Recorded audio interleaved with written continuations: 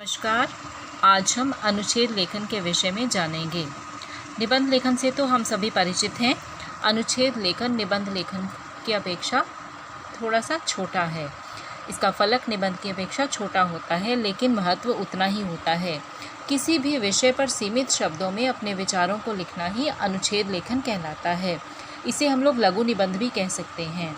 इसके लिए आसपास की कोई घटना, निजी अनुभव आदि को विषय बनाया जा सकता है।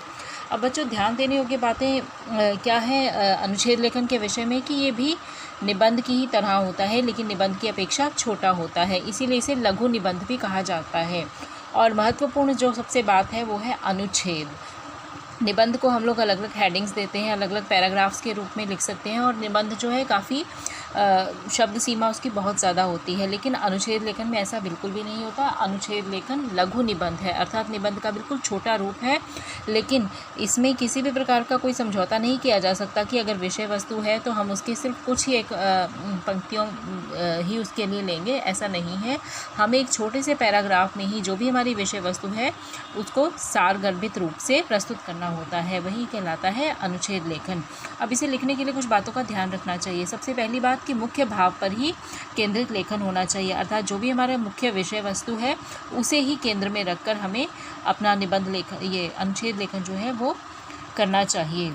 सारगर्भित लेखन होना चाहिए, अर्थात इसकी प्रत्येक पंक्ति जो है उस विषय वस्तु की द्योतक होनी चाहिए, उस विषय वस्तु के बारे में बताने वाली होनी चाहिए। वाक्यों में परस्पर संबंध होना चाहिए। जिन भी वाक्यों का प्रयोग करें वो आपस में एक दूसरे से कनेक्ट करने वाले हों, एक दूसरे से जुड़े हुए होने चाहिए। और विषय वस्तु में क्रमबद्धता होनी चाहिए। ऐसा ना हो कि पहले हम उस पंक्ति को ले लें जो काफ़ी बाद में आने वाली हो, ऐसा नहीं होना चाहिए। क्रम के अनुसार ही हमें जो है वाक्यों का प्रयोग करना चाहिए। लेखन से पूर्व ही हम अगर सबसे पहले अपने मुख्य बिंदु जो है अपने दिमाग में तय कर लेंगे तो बहुत बेहतर रहेगा। इससे हमारी रचना जो है वो प्रभावशाली बन सकती है।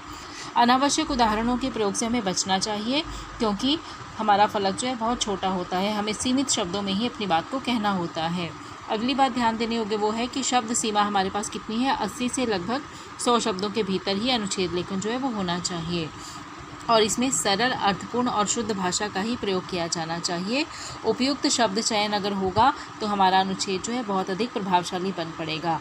और सबसे ज़्यादा महत्वपूर्ण जो बात है वो ये है कि एक ही खंड में विषय वस्तु का निरूपण हो जाना चाहिए, अर्थात अनुच्छेद लेखन जो है वो एक ही खंड में अपने आप में संपूर्ण हो जाना चाहिए। उसके लिए अलग अलग आपको पैराग्राफ लिखने की ज़रूरत नहीं है, ना ही हेडिंग देने पड़ते हैं।